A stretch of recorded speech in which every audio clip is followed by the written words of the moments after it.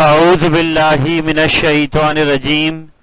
बिस्मिल्लाहिर्रहमानिर्रहीम। First year mathematics के तमाम स्टूडेंट्स को खुशामदीद। इस उम्मीद के साथ कि आप लोग अपने इन गैप्स के डेज को ज़ाया नहीं कर रहे होंगे और आपकी भरपूर तवज्जो अपने इम्तहान की जानिब होगी, जो कि पेपर 100 मार्क्स का है और ये आपके एकेडमिक कैरियर के लिए बहुत इंपॉर्टेंस रखता है। ये आपका फ्यूचर डिसाइड कर सकता है, जो आपने आगे जाकर अपने इंटर के बाद तालीम हासिल करनी है उसके लिए ये मैथ्स का पेपर बहुत क्रूशल है मेरे बेटे। तो इस वक्त मैं आपको ये यहाँ पर पार्ट 2 लेकर आ गया हूँ अलजबरा के एमसीक्यूज का। एक रिमाइंडर कि मैंने इससे पहले ट्रिग्नोमेट्री की पूरी एक वीडियो डाल चुका हूँ। पास पेपर के एमसीक्यूज, मॉडल पेपर के एमसीक्यूज कवर कर रही है, वो वीडियो आप देख सकते हैं। इसके अलावा मैंने अलजबरा की एक पार्ट 1 इससे पहले वीडियो अपलोड कर दी है, आप उनके एमसीक्यूज देखिए।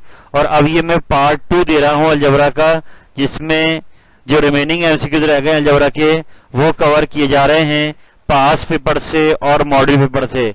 मेरे बेटे, इन तीनों वीडियोस में जो एमसीक्यूज मैंने आपसे शेयर किए हैं, अगर आप इनको अच्छे तरीके से समझ के कर लेते हैं तो इंशाअल्लाह ताला मैथ्स में जो आपके 25 एमसीक्यूज आने वाले हैं वो मेजॉरिटी इसी अंदाज के होंगे, इसी तरीकों के होंगे।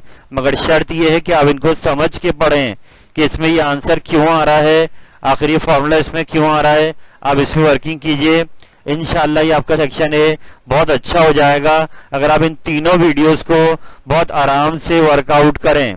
तो आइए टाइम ज़ाया नहीं करेंगे, अपने आज के सिलसिले का आगाज करते हैं। बेटा, ये पहले पेज पर हम लोग आ गए हैं और ये पहला एमसीक्यू आपके सामने आ रहा है। आप देख सकते हैं नंबर 1, ये चैप्टर नंबर 6 से आ रहा है। N term of an AP. AP याद रहे, चैप्टर 6 में आपने अरिथमेटिक प्रोग्रेशन को पढ़ा है, तो ये उसकी जनरल टर्म का फॉर्मूला मांग रहा है। तो मैंने नीचे हेल्प करने के लिए आपको ये फॉर्मूला शो कर दिया जो आपने 6.1 में बार बार लगाया है। टीएन का formula a plus n minus 1 into d. मगर जो 4 ऑप्शन हमें दिए हुए हैं इसमें ये इस अंदाज में नहीं है, बल्कि इन्होंने ये जो n माइनस 1 है इसमें से, इस ब्रैकेट में से एक माइनस साइन कॉमन निकाली है और इनको रीअरेंज भी करा है कि 1 को लिख दिया है पहले। जब इस ब्रैकेट से माइनस साइन कॉमन आएगी तो 1 प्लस का हो जाएगा और n प्लस का ये खुद माइनस का हो जाएगा।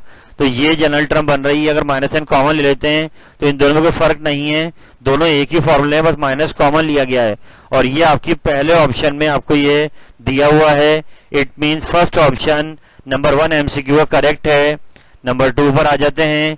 Multiplicative identity in the set of complex numbers. मेरे बेटे, ये चैप्टर नंबर 2 है आपका कॉम्प्लेक्स अलजबरा और इसमें ये 1,0 ये लास्ट ऑप्शन इसका आइडेंटिटी के हवाले से करेक्ट है।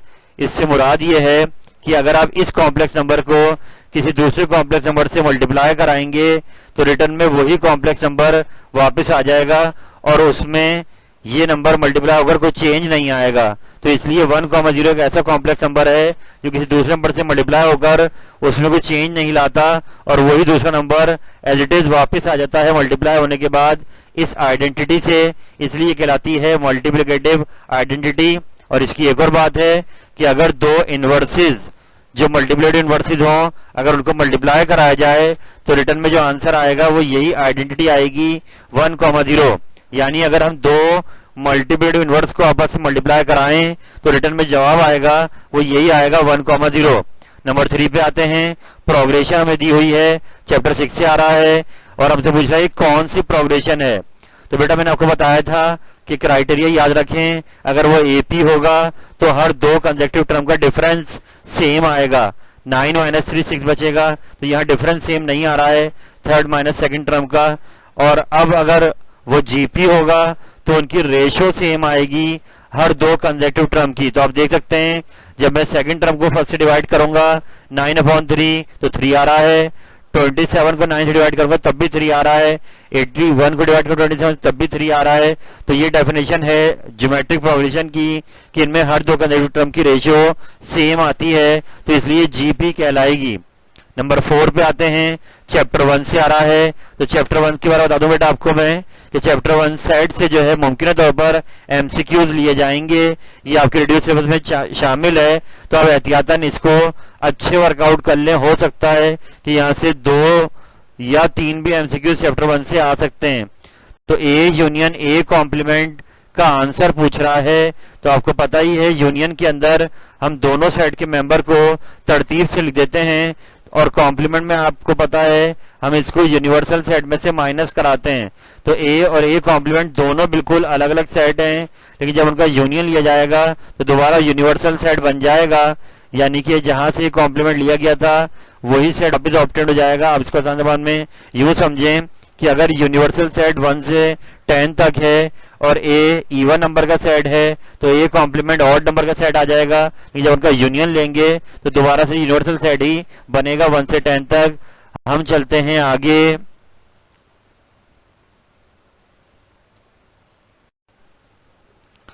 तो बेटे हम नेक्स्ट पेज पे सामने आ गए हैं। नंबर 5 में आपको चैप्टर 6 के अंदर ये यहाँ पर ये रिलेटेड है 6.2 या 3 से आप कह सकते हैं, ये एपी से रिलेटेड है। मैंने कोशिश करी कि एहतियातन चैप्टर 6 में वो एमसीक्यूज आपको दिखा दूं जो रिलेटेड हैं आपके रिड्यूस सिलेबस से। तो यहाँ पर आपको एक फॉर्मूला है अर्थमेटिक मीन का फॉर्मूला, याद रहे हमारे सिलेबस में हार्मोनिक मीन तो दिया हुआ है उन्होंने रिड्यूस सिलेबस में, उसका फॉर्मूला था 2ab/a+b, लेकिन अर्थमेटिक मीन का फॉर्मूला ये 6.3 में दिया हुआ है a+b/2। तो अब इस फॉर्मूले को याद रखें, अर्थमेटिक मीन का फॉर्मूला है। तो अगर ये 3 टर्म एपी में होंगी तो बीच वाला इनका एम होगा। तो हमने बी स्क्वायर को बीच में लिखा और a² + c²/2, इसलिए ये सेकंड ऑप्शन आपका करेक्ट है कि अगर 3 नंबर एपी में हो तो बीच वाला उनका एम कहलाएगा। नंबर 6 पे आते हैं, ये रिलेटेड है आपके पास जीपी से 6.6 से इनफाइनाइट जीपी, जो कि आपके इस रेडियो सिलेबस में शायद शामिल नहीं है, वो 6.5 तक ले रहे हैं। एहतियातन मैंने लिख दी है यहाँ पर कि इनफाइनाइट जीपी का सम बहुत बार 10 ईयर्स में आ चुका है कि आपको एक जीपी दी हुई है जिसकी टर्म्स खत्म नहीं हो रही है, इन्फिनिटी तक जा रही हैं। आपको जो 6.5 में पढ़ाया आपने वो आपकी इनफाइनाइट जीपी नहीं है, उसमें एन है, फाइनाइट है। तो इसका सम निकालने का फॉर्मूला अलग है। यहाँ से आपने ए उठाया, देख सकते हैं आप नीचे, फिर आपने आर उठाया, सेकंड टर्म को फर्स्ट से डिवाइड करा तो वो भी हाफ आ रहा है। और ये जो फॉर्मूला यहाँ देख रहे हैं आप लोग, ये है 6.6 के लिए सम टू इनफाइनाइट टर्म्स का फॉर्मूला a/1 - r, जो कि डिफरेंट है 6.5 वाले फॉर्मूले से। तो बस ए और आर की वैल्यू लाके पुट करी, माइनस कराया, डिवाइड कराया 1, तो इसका आंसर इसलिए क्या आ रहा है 1। हम चलते हैं आगे।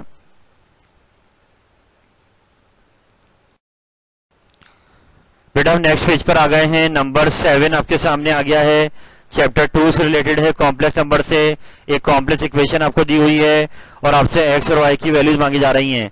याद रहे चैप्टर 2 कॉम्प्लेक्स नंबर। तो अब रियल पार्ट को रियल से कंपेयर कराएंगे तो उल्टे हाथ पर एक्स रियल, सीधे हाथ पे नहीं है तो वहां 0 आ गया। जबकि इमेजनरी पार्ट को इमेजनरी से कंपेयर कराएंगे तो उल्टे हाथ पे आयोटा के साथ 3 लिखा हुआ है वो इमेजनरी है, सीधे हाथ पे आयोटा के साथ 2 आया है वो इमेजनरी है। आयोटा नहीं लिखे जाएंगे यहाँ पर, इमेजनरी जो कोफिशिएंट है वो आयोटा के साथ हैं, और जो 2 मल्टीप्लाई नीचे के डिवाइड हो गया तो x की वैल्यू 0 आ रही है और y की वैल्यू 3/2 आ रही है। यानी ये कॉम्प्लेक्स इक्वेशन को जब भी ऐसे मिलती है तो सॉल्व करने का तरीका है कि रियल को रियल से कंपेयर कराते हैं और इमेजनरी को इमेजनरी से, और वहां से आपका ये लास्ट ऑप्शन करेक्ट आ रहा है कि रियल पार्ट 0 आ रहा है और इमेजनरी पार्ट इसका 3/2 आ रहा है। नंबर 8 पर आते हैं। नंबर 8 1 + ω² पे क्यूब लगा हुआ है, ये चैप्टर 3 से आ रही है 3.3 से। तो आपको पता है फॉर्मूला 1 + ω + ω² 0 होता है, तो इसको आपने 1 + ω² अरेंज करा तो ओमेगा प्लस का था माइनस का हो गया, और अब इसकी जगह पर आपने माइनस का ओमेगा रख दिया, और अब माइनस क्यूब आ रहा है ऑड पावर पे, यानी ऑड पावर आ रही है माइनस पर, आंसर माइनस में आएगा। ओमेगा क्यूब खुद 1 के बराबर है, तो यूं इसका आंसर क्या आ जाएगा -1। आप इसको स्टिल करके देखिएगा। चलते हैं आगे। नेक्स्ट पेज पे हम आ गए हैं। नंबर 9 आपके सामने आ रहा है। एक सेट आपको दिया हुआ है और उन्होंने उसको अपनी एक लैंग्वेज में लिखा हुआ है, हमें उसको ट्रांसफॉर्म करना है सिंपल लैंग्वेज में, ताकि हम उसके एलिमेंट काउंट कर सकें। तो बेटा ये ब्लैंक जरा समझें, क्योंकि 1.1 आपके रिड्यूस सिलेबस में शामिल है, तो यकीनन वहां से 2 से 3 एमसीक्यूज आपको टकरा सकते हैं एग्जाम में। तो अब यहाँ पर ये लैंग्वेज है कि x for all x belongs to z, z integers का सेट है। अब आपको पता नहीं कि इंटीजर्स में क्या होते हैं, मैट्रिक मैंने पढ़ा है कि इसमें 0 भी आता है, पॉजिटिव नंबर भी आते हैं, नेगेटिव नंबर भी आते हैं। तो मैंने समझाने के लिए पहले z का सेट नीचे लिखा कि ये इंटीजर्स का सेट है, 0 1 2 3 प्लस माइनस दोनों आते हैं। तो अब जो हमें सेट दिया हुआ है यहाँ पर लेस देन और इक्वल टू दोनों साइन आ रहे हैं, लेस देन भी आ रहा है और इक्वल टू का साइन भी लगा हुआ है नीचे। तो अब अगर इस सिचुएशन को देखें तो इसका मतलब ये है कि ये एक ऐसा सेट है जो -1 से आगाज हो रहा है और 5 पे जाके खत्म हो रहा है। -1 और 5 भी इसमें शामिल हैं क्योंकि यहाँ इक्वल लगा हुआ है। तो हमने इंटीजर्स खोले कि -1 से स्टार्ट करा, अगला इंटीजर 0 होगा, अभी प्लस की तरफ जाएगा, 1 2 3 4 और 5 भी शामिल है। अब इन एलिमेंट्स को हम काउंट करेंगे तो टोटल 7 मेंबर्स बन रहे हैं, इसलिए इसका आंसर क्या आएगा, 7 आएगा। तो आपको पता होना चाहिए इंटीजर्स में 0 भी होता है और प्लस और माइनस के नंबर भी होते हैं, इसलिए इसका आंसर क्या आ रहा है, 7। नंबर 10 पे आ जाएं, NPR परमुटेशन का फॉर्मूला है n factorial upon n minus r factorial, इसको याद कर लीजिए। नंबर 11 पाई एक इर्रेशनल नंबर है जो टर्मिनेट ही नहीं होता, यानी ऐसे नंबर 22/7 जैसे है कि ये पूरा डिवाइड नहीं होगा बल्कि चलता रहेगा। कैलकुलेटर आप उसको राउंड ऑफ करके देता है, तो वो नंबर जो टर्मिनेट ना हो वो इर्रेशनल कहलाते हैं। तो पाई एक इर्रेशनल नंबर है। चलते हैं आगे।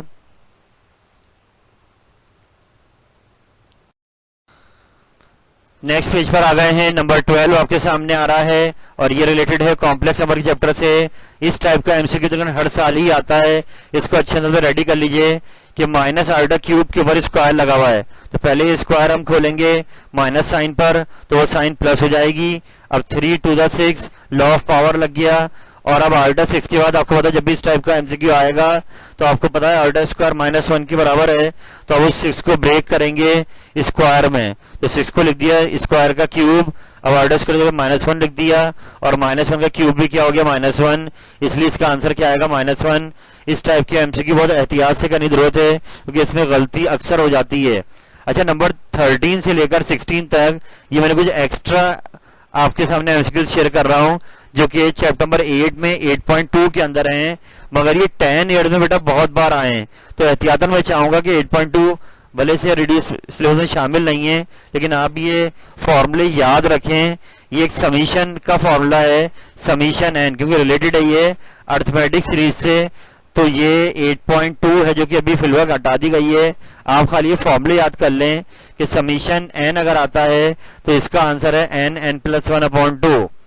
ये n से और आ जाएगी ऐसी सीरीज में पावर ऊपर 1 आ रही होगी, 1 2 3 4 5। अगर समीशन n पे क्यूब आ जाए, यानी ऐसी सीरीज जब 1 पे क्यूब आ रहा हो, +2 पे क्यूब आ जाए, +3 पे क्यूब, पूरी सीरीज में क्यूब चल रहा हो और वो ऐड हो रही हो, तो ये उसको सॉल्व करने का डायरेक्ट फॉर्मूला है n² n+1 का होल स्क्वायर अपॉन 4, जिसको आप स्क्वायर होल भी लिख सकते हैं, n+1/2 का होल स्क्वायर। तो ऐसी समीशन n² अगर आएगा तो उसका आंसर ये है, और समीशन n की पावर 0 अगर आएगी तो उसका आंसर सिर्फ n है। तो ये एहतियातन अभी 4 एमसीक्यू याद रखें क्योंकि 10 ईयर में बहुत बार आ चुके हैं। आइए हम अगले पेज पे चलते हैं।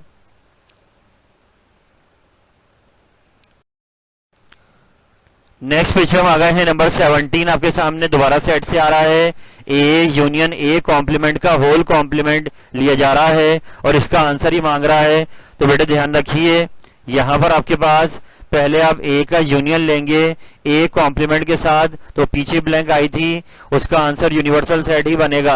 लेकिन अब उसके ऊपर भी कॉम्प्लीमेंट लगा हुआ है, तो जब इसका कॉम्प्लीमेंट लेंगे तो इसको दोबारा यूनिवर्सल में से माइनस करेंगे, तो यूनिवर्सल में से यूनिवर्सल माइनस हुआ तो एम्प्टी सेट आंसर आया 5, इसलिए इसका आंसर 5 करेक्ट है। नंबर 18 पर आते हैं। ये भी एमसीक्यू पास्ट ईयर में बहुत बार आ चुका है इस टाइप का कि आपको कॉम्प्लेक्स नंबर z दिया हुआ है 3 आयोटा +2 और आपसे z + z कॉन्जुगेट की वैल्यू मांग रहा है। तो बेटा जरा समझें, इसको हमें सिंप्लीफाई करना पड़ेगा कि z कॉन्जुगेट पहले हम निकालेंगे। कॉन्जुगेट आपको पता ही है कि हम इमेजिनरी पार्ट की साइन चेंज करते हैं तो 2 को कुछ भी नहीं होगा, लेकिन यहाँ पे 3 आयोटा माइनस का हो जाएगा। अब जब इन दोनों को ऐड कराएंगे तो आयोटा वाले को आयोटा में ऐड करेंगे और रियल वाले को रियल में, तो आयोटा आयोटा कैंसिल हो जाएंगे और जवाब आपका 4 आ रहा है, जो कि प्योरली रियल नंबर है। आंसर में आयोटा नहीं आ रहा। तो एग्जाम में ब्लैंक इस अंदाज से भी आ सकती है कि ऑप्शन में यह लिखा हुआ हो प्योरली रियल या प्योरली इमेजनरी, तो उसमें बस आप ये देखेंगे कि अगर आयोटा आ रहा होगा तो प्योरली इमेजनरी होगा, और अगर आयोटा के बगैर आ गया तो प्योरली रियल होगा। तो इस ब्लैंक का आंसर 4 आ रहा है। एग्जाम में ब्लैंक माइनस करके भी आ सकती है बीच में। चलते हैं आगे।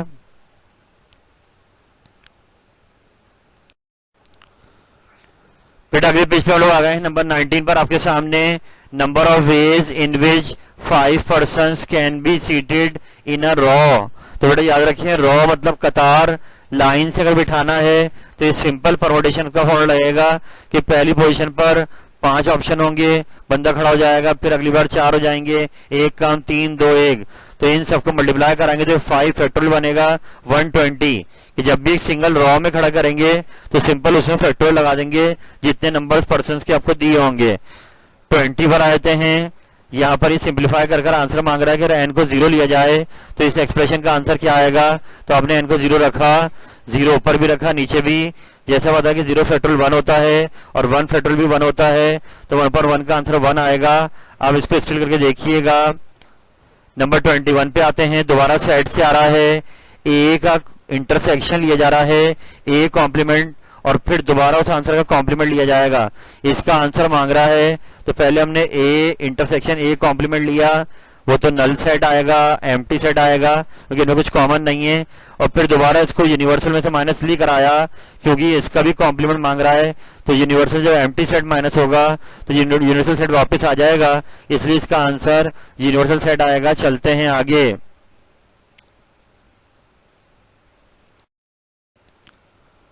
नेक्स्ट पेज पर आ गए हैं नंबर 22 पर। दोबारा सेट से एमसीक्यू आ रहा है। 2 सेट दिए हुए हैं और पूछ रहा है बताइए ए माइनस बी इंटरसेक्शन बी का जवाब क्या आएगा।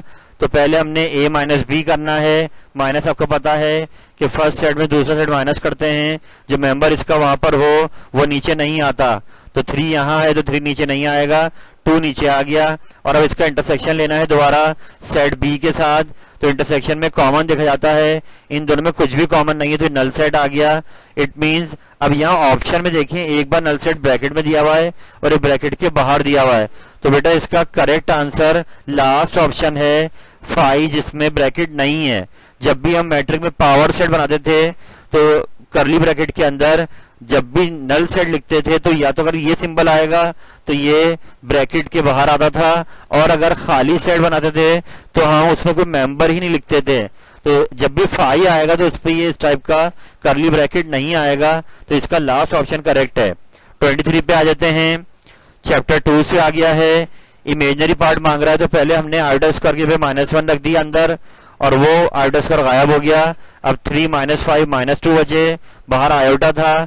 तो यूं जवाब में जो आंसर आ रहा है उसमें रियल पार्ट 0 आ रहा है, और आयोटा के साथ जो भी होगा वो कहलाएगा इमेजनरी पार्ट। तो आयोटा नहीं लेंगे इसमें, ये इमेजनरी पार्ट मांग रहा है तो आयोटा का कोफिशिएंट होगा बेटा। तो -2 इज द करेक्ट ऑप्शन। 24 पे आते हैं। 3 नंबर यहाँ दिए हुए, तीनों एपी में हैं। बोला बताओ एक्स की वैल्यू यहाँ पे क्या रखें।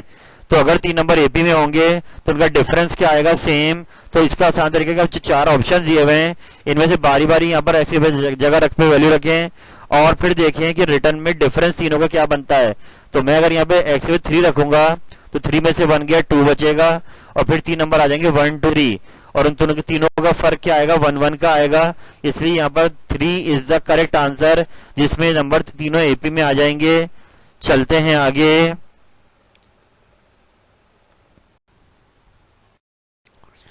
बेटा अगले पेज पे सामने आपके आ गए हैं और यहाँ पर 25 आपके सामने आ रहा है, और ये रिलेटेड है चैप्टर नंबर 7 से।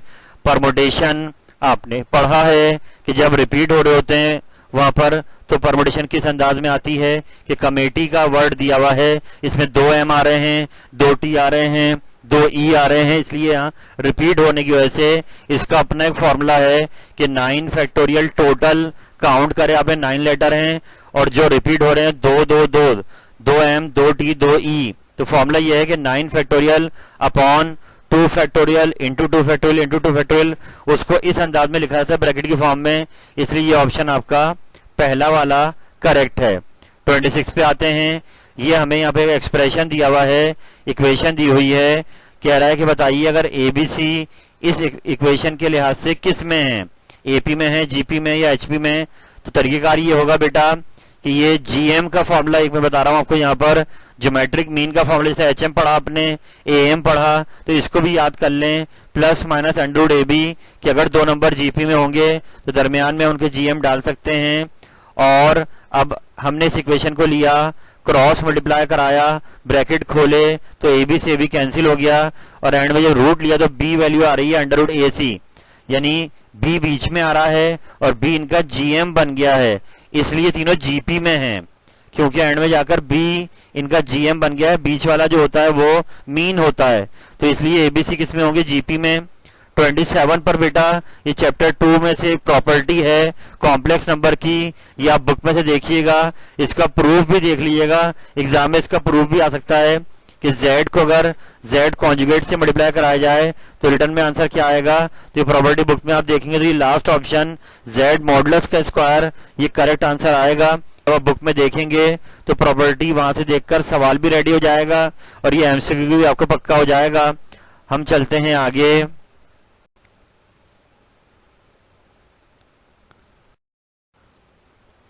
बेटा यहाँ से मॉडल पेपर के MCQ स्टार्ट हो गए कि 28 में ये जो हमने फॉर्मूला लगाया था 8.3 के अंदर जनरल टर्म फॉर्मूला, ये वो मांग रहा है, तो ये उसका NCR A power n minus R BR ये उसका जनरल टर्म फॉर्मूला है, आपको याद आ गया होगा।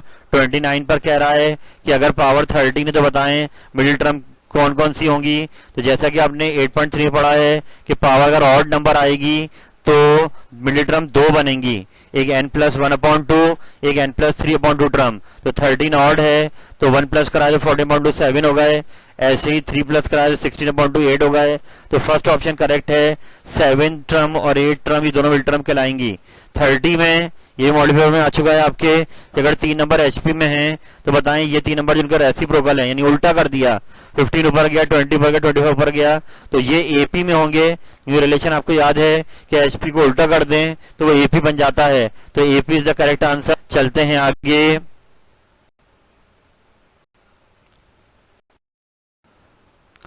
बेटा नेक्स्ट पेज पर आ गए 31, हम पहले भी कर चुके हैं। हार्मोनिक मीन मांग रहा है, मैंने एहतियातन रिपीट करने के लिए आपको दिखा दिया, डैम श्योर है कि ये MCQ एग्जाम में आ जाएगा, इतनी बार ये आया हुआ है MCQ हार्मोनिक मीन निकालने का। तो ये फॉर्मूला आप याद रखें, 2AB/A+B, A और B की वैल्यूज को पुट करा, सिंप्लीफाई करा ऊपर नीचे, तो 1/3 आंसर आ रहा है।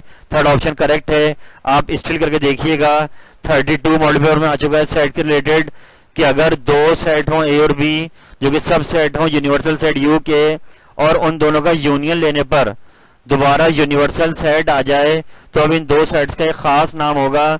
ये एग्जाम्पल मैंने आपको बताई थी कि एक को आप ऑड नंबर ले लें, एक को आप इवन, और जब दोबारा उनका यूनियन लेंगे तो रिटर्न पूरा यूनिवर्सल सेट आ जाएगा।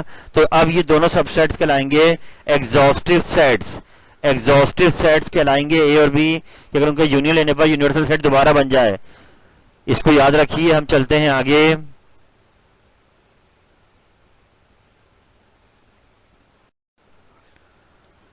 थ्री भी आपके मॉडल पेपर में आ चुका है कि ये कॉम्प्लेक्स नंबर से आ रहा है कि इसको फैक्टराइज करने के लिए 4 ऑप्शन दिए हुए, बोल रहा है कौन सा फैक्टर करेक्ट हो। तो फर्स्ट ऑप्शन इसलिए करेक्ट है कि आप अगर इनको मल्टीप्लाई करा दें या इन पे फॉर्मूला दें A² - B² का तो रिटर्न में आपको ये वैल्यू मिल जाएगी, इसलिए फर्स्ट ऑप्शन करेक्ट है। 34 में ये मॉडल पेपर में आ चुका है, दो कॉम्प्लेक्स नंबर दिए हुए मल्टीप्लाई कर पूछ रहा है कि जो नया कॉम्प्लेक्स नंबर बनेगा उसका रियल पार्ट क्या होगा। तो Z1 को Z2 से मल्टीप्लाई कराना है, इसी बहाने आपको मल्टीप्लाई करने की प्रैक्टिस भी हो जाएगी। आप इसको स्टिल करके देखिएगा कि दो कॉम्प्लेक्स नंबर कैसे मल्टीप्लाई होते हैं। आखिर में जो आंसर आ रहा है बेटा वो आ रहा है 19,4। ब्रैकेट को हटाकर हम इस फॉर्म में भी लिख सकते हैं, तो कॉमे से पहले होता है रियल पार्ट, तो इसका रियल पार्ट क्या आ जाएगा 19।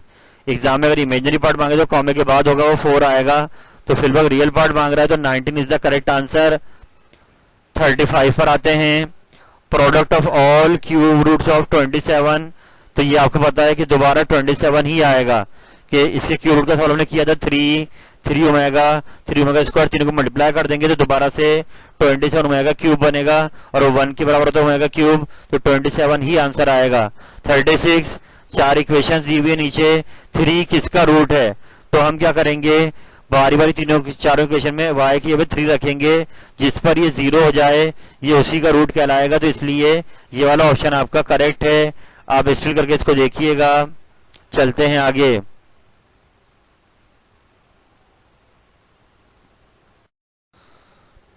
तो बेटा हम लास्ट पेज पर आ गए आपके सामने। ये मॉडल पेपर में एमसीक्यू आ चुका है, याद रखिए। आइए इसको देखते हैं। ये 3.6 से आ रहा है कि इक्वेशन दी हुई है और वहां पे हमसे ये वैल्यू मांग रहा है। बताइए under root alpha upon beta plus under root beta upon alpha का आंसर क्या आएगा। तो आपने यहाँ से ए उठाया, वाई के साथ में जो होगा वो ए होगा, वाई के साथ वाला बी है, आखिर में सी। ए बी से उठाने के बाद आपने पहले दो वैल्यूज आपको 3.6 याद आ गई होगी। सम ऑफ रूट्स बना लिया, प्रोडक्ट ऑफ रूट्स बना लिया। फॉर्मूला को याद है माइनस बी अपॉन ए, तो उसमें वैल्यू पुट करी तो 5 आ गया। सम ऑफ रूट सी अपॉन ए याद आ गया, वो तो आ गया आपके पास 9। अब जब ये दोनों आ गए तो जो हमें सिंप्लीफाई करना है एक्सप्रेशन हमने उसको लिखा और अब क्रॉस मल्टीप्लाई कर दिया, तो अल्फा इंटू अल्फा जो हाफ हाफ थे वो पूरा अल्फा बन गया, half beta into half beta पूरा बीटा बन गया, और नीचे आपका रूट अल्फा बीटा यानी कि हमने एलसीएम ले लिया। अल्फा और बीटा दोनों रूट में आ गए नीचे, यानी क्रॉस मल्टीप्लाई हो गया ऊपर। और अब दोनों वैल्यूज आपके पास हैं, अल्फा प्लस बीटा 5 के बराबर है, अल्फा बीटा 9 के बराबर, तो 9 का रूट लिया 3, तो इसका आंसर आएगा 5/3। तो अल्हम्दुलिल्लाह मेरे बेटे, मैंने आपके सामने अलजबरा के वो तमाम एमसीक्यूज जो एनुअल पास पेपर में पिछले 10 ईयर्स में आ चुके हैं वो मैंने आपको दिखा दिए हैं। तो मैं आपसे बारहा ये बात कहूंगा कि अगर आप एमसीक्यूज में अच्छा परफॉर्म करना चाहते हैं एग्जाम में, आप मैक्सिमम मार्क्स लेना चाहते हैं सेक्शन ए में, तो आप ये 3 वीडियोस मैंने अपलोड करी हैं, एक ट्रिग्नोमेट्री की और 2 अलजबरा की, आप इनके तमाम एमसीक्यूज को अच्छा समझ के रेडी कर लें। इंशाअल्लाह ताला आप मैक्सिमम मार्क्स ले सकते हैं सेक्शन ए के अंदर, मगर इसकी शर्त यह है कि आप इनको समझ के करें कि इसमें ये आंसर क्यों आ रहा है, इसमें ये फॉर्मूला क्यों करेक्ट है। अगर आपने इसको याद करने पे ध्यान दिया तो ये सही नहीं है। आप इनको समझ के करें। एमसीक्यूज एज इट इज ये नहीं आएंगे, मगर इन जैसे आएंगे, 99% इन जैसे ही होंगे। अगर आपने इनको समझा हुआ होगा तो अब इंशाल्लाह एग्जाम में जो एमसीक्यूज आएंगे उनको आराम से आप कर लेंगे। तो आप इनको टाइम दें बेटे, बार बार इनको दोहराएं, इंशाल्लाह ये आपके एमसीक्यूज पक्के हो जाएंगे। इस उम्मीद के साथ कि आपने अपने गैप्स को अच्छा यूज करना है, आप टाइम जाया नहीं करेंगे। 100 मार्क्स का पेपर है। अल्लाह ताला आपका हम नासिर हो। फी अमानिल्लाह। अल्लाह हाफिज।